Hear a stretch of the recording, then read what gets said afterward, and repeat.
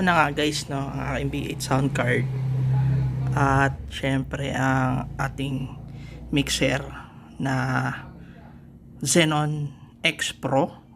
At ito lang guys ang kailangan natin. Kailangan natin ng dalawang 3mm na port o cable. Kailangan natin to guys. At syempre kailangan din natin dalawa to guys. Gumamit din ako ng isang RCA jack na 3mm ang dulo para sa aking computer guys. So ayan, kinabit ko na sa output yan guys ng computer. Papunta po yan guys dito sa input sa aking 5 channel, sa number 5 ko inilagay guys.